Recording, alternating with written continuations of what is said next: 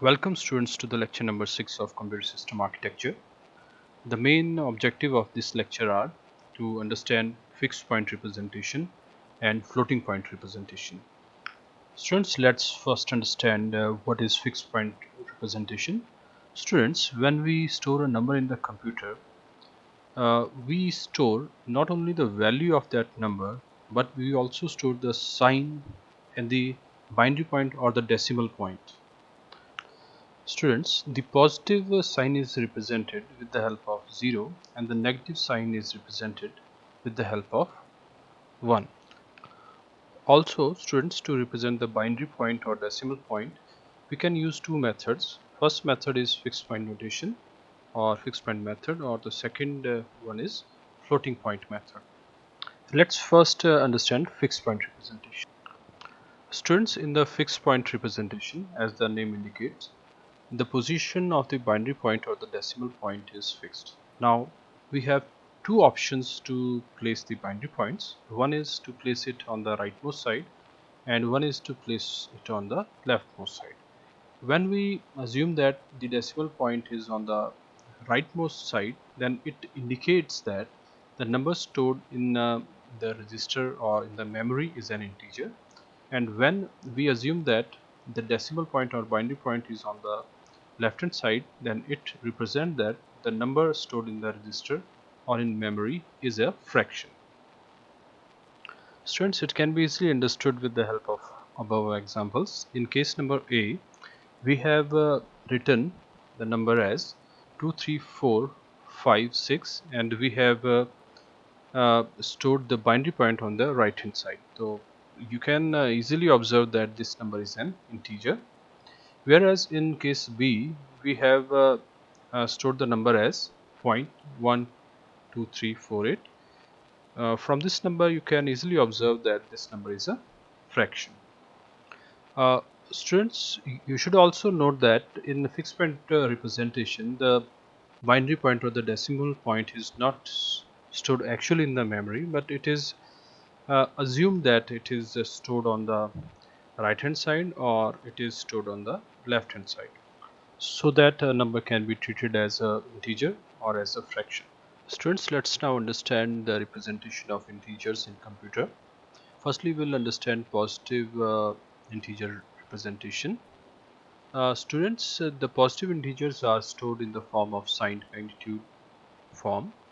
Students, in signed magnitude form, we store the sign and the magnitude or the value of the integer separately. Suppose we are using 8 bits to store the integer, then 1 bit, which is the leftmost bit, is used to store the sign, and the rest of the 7 bits will be used to store the magnitude or the value of that integer. Students, let's take few examples to understand this in a better way. Suppose we want to store 25 in the computer and the sign of 25 is plus. Now we also assume that we are using 8 bits to store this number. So the 8th bit or the leftmost bit will store 0, which will indicate that this number is a positive number. And the magnitude will be the binary equivalent of this number. So firstly we will find the binary of 25. The binary of 25 is 11001, which contain 5 bits. Now because we have 7 bits to store this number, so in the left hand side we will add 2 zeros. So the final magnitude of 25 will become 0011001. Students, similarly, to store plus 38, we will store 0 on the leftmost bit, and after that we will find the binary of 38. The binary of 38 is 100110, which contain 6 bits. To make it 7 bits, we will add a 0 in the left hand side. So the final magnitude will become 0100110. Students, let's now understand the representation of negative integers. Students, unlike the positive integers, for the representation of negative integers, we have three possible ways. First one is signed magnitude representation. second one is signed ones complement representation, and the third one is signed twos complement representation.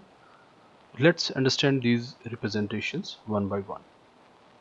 Signed magnitude representation of the negative integers is similar to the signed magnitude representation of the positive integer. The only difference is that here in this case the value of the sign bit will be 1.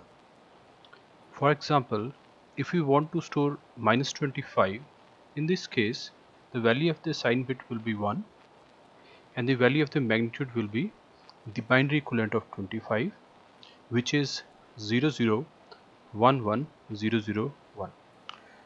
Students, you can also check the representation of minus 38.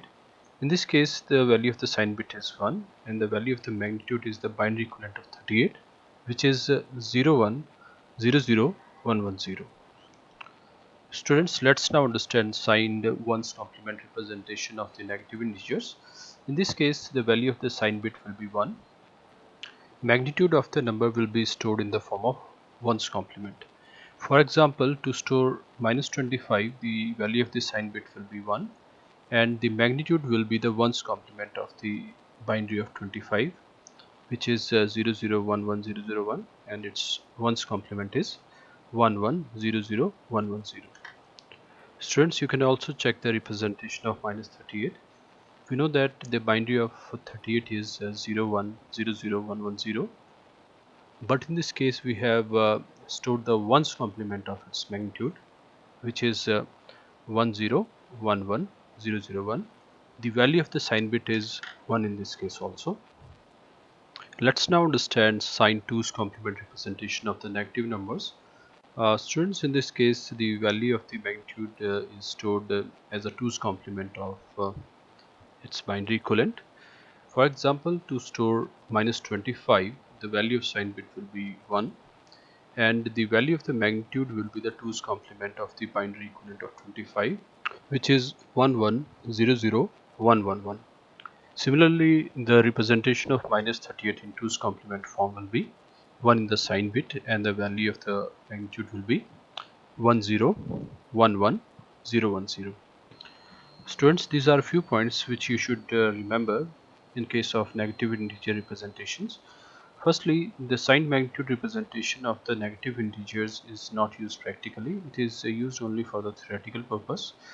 The representation of negative integers is done in computer in ones or twos complement form only. Uh, the ones complement notation was used in earlier computers. In most of the modern computers we use twos complement representation only. So from now on in this course we will use only the twos complement representation of the negative integers. Students, let's now discuss the floating point representation of the numbers. Students, the floating point representation is used to represent those numbers where the position of the binary point is not fixed. Like in case of the decimal numbers, for example 235.5692, and another example is minus 0.00005983. So in this case the position of the decimal point in first case is uh, at the fourth position, and in the second case it is on the leftmost side. Students, to store such numbers in computer we need to store not only the value of that number, but we also need to store the position of the decimal point. To do this we firstly represent the number in the normalized form. In normalized form we shift all the numbers to the right hand side of the decimal point. For example, uh, suppose our number is plus 235.5692. So firstly we will shift the digits 5, 3 and 2 to the right hand side of the decimal. Now this number can be written as 0.2355692 multiplied by 10 raised to power 3. Students, this representation is known as normalized form.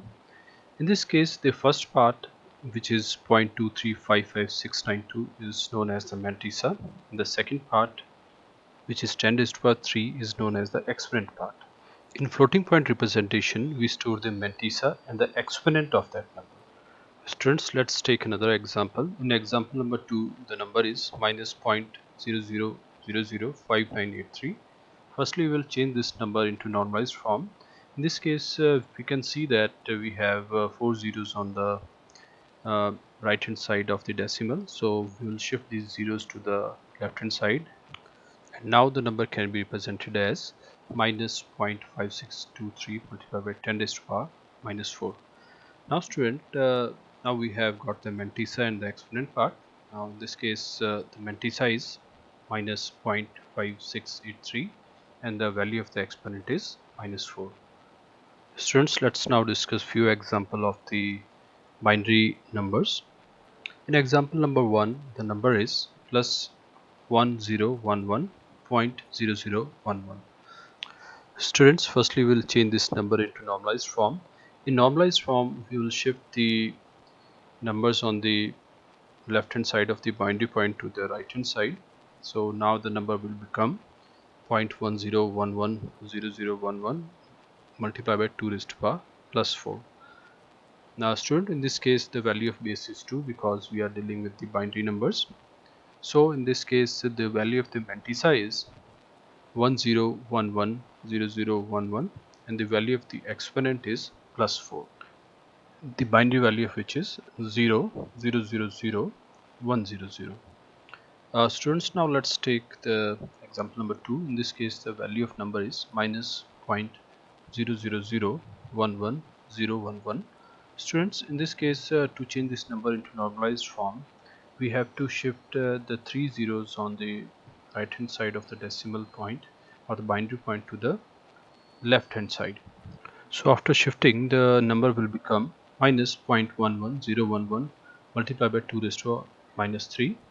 So in this case, the value of mantissa is minus 11011 and the value of exponent is minus 3. The binary equivalent of which is 11111101. Here we can see that the value of the side bit is 1. And also we have stored 3 minus 3 in the 2's complement form. Students, this is the end of lecture number 6 of computer system architecture. Thank you for attending this lecture. See you in the next lecture.